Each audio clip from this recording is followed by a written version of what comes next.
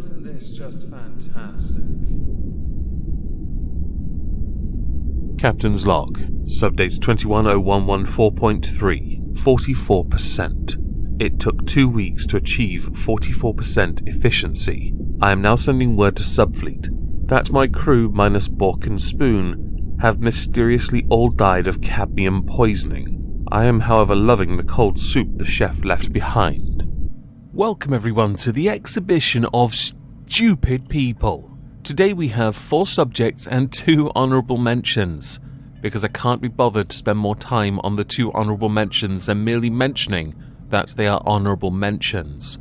Before we start, I shall be streaming on Twitch tonight some murder fun time. If you're at all interested in joining, my Twitch channel link is in the description down below. So to start with the honourable mentions, we go to a gentleman called Isaac, who's a bit of a flirt, loves himself some women.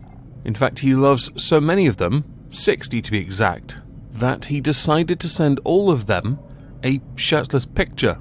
Girls like tit pics, don't they? How about some man tit pics? Right? Nothing hotter than man tits. Well, there's a slight problem to this.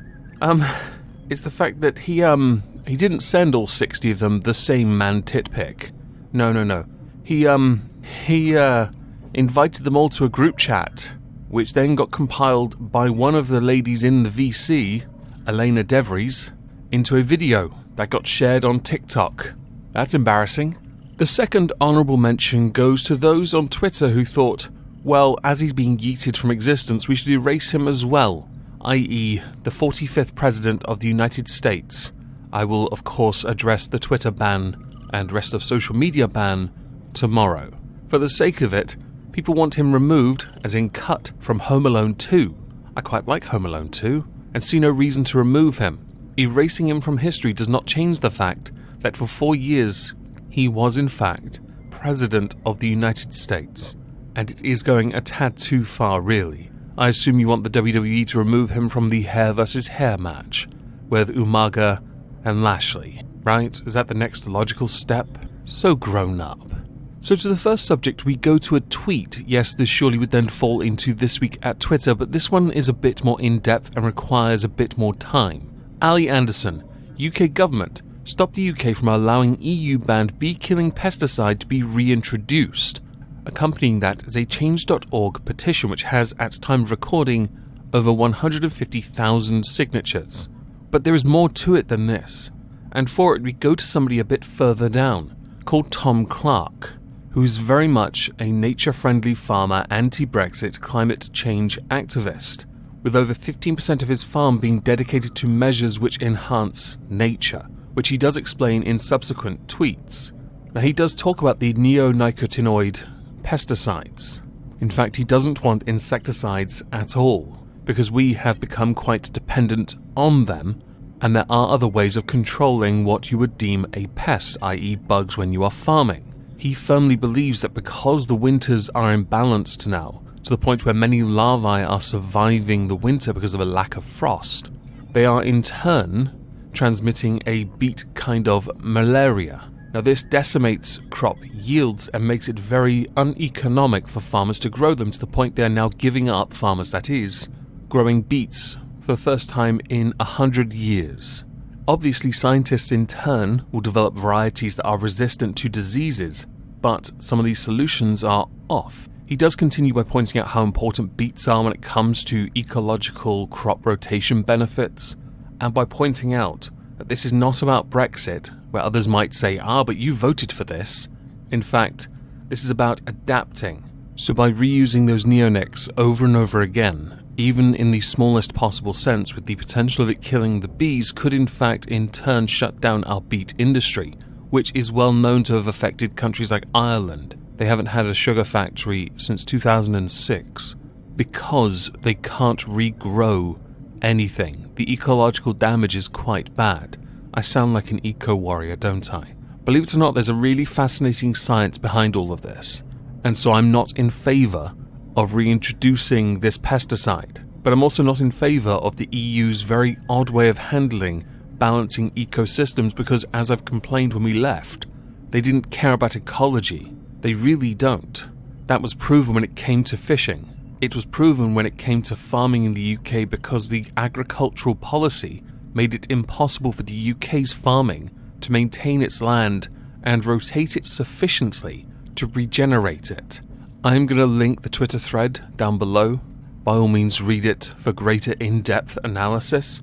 Next we're going to go to a New York man, Robert Galinsky, who has decided to file a lawsuit after he purchased a Hawaiian original Hawaiian sweet roll from King's Hawaiian. He noticed how the Hilo Hawaii was prominently displayed front and center on the packaging, but what triggered him the most was that on the back in small writing was that it recognized it was in fact made in Torrance, California. So he has filed a class action lawsuit for misleading consumers into believing that the rolls are in fact made in Hawaii. If we're going to apply this logic, can I then sue the Power Rangers and their creators because when I had a Morpher as a child, at no point did it suddenly transform me into a Power Ranger? Or Beyblade perhaps, because my BitBeast never came out to play? Can I apply this to others perhaps for false marketing? Honestly, it doesn't matter in the slightest, and I love the fact further down the article, others point out that no one's suing Moon Pie for using the word moon. It's the same kind of mentality, except Robert Galinsky has decided, nah fam, I'm gonna sue you, cause you're not really Hawaiian. To move on from that, we're gonna go to Denmark, where they have recently launched a new kids TV show called John Dillermand. John Dillermand has an extraordinary penis. So extraordinary in fact that it can in fact perform rescue operations, etch murals, hoist a flag, and even steal ice cream from children. When people criticize a TV show like this, that is based on a premise of a man not being able to control his penis around children, one can argue, as funny as it is highly inappropriate, and perhaps shouldn't be something children should be seeing. Least of all when it looks like a very long tail from the Cheshire Cat. Someone is undoubtedly going to say this is the progressive movement.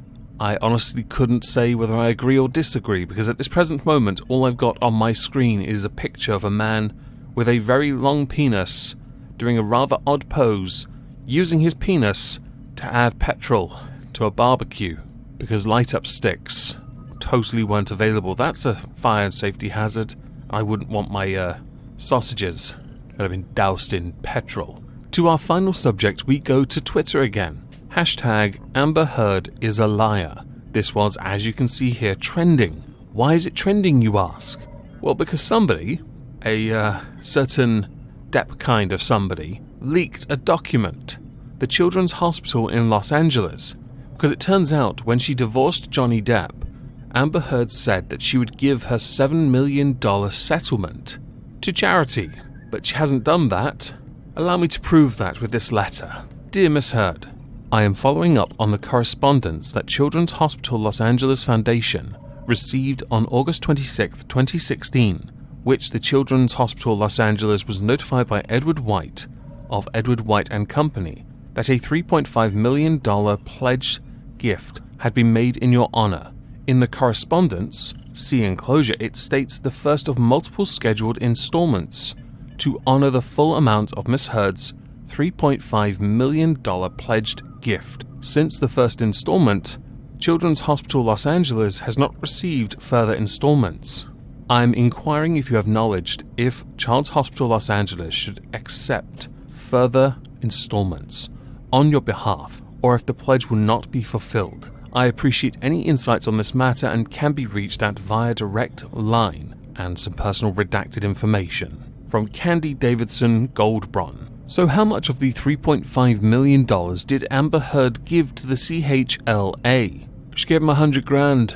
The reasoning for this, instead of the $3.5 million she could have given up front, was because, and this is her claim, she is using her wealth to defend herself against Johnny Depp on the DV charges he is throwing at her, which millions of people would like to believe he will win. But if it's anything to go by with the UK courts, he'll lose, thereby cementing his career as done, dusted, toasted, over, game, set, match.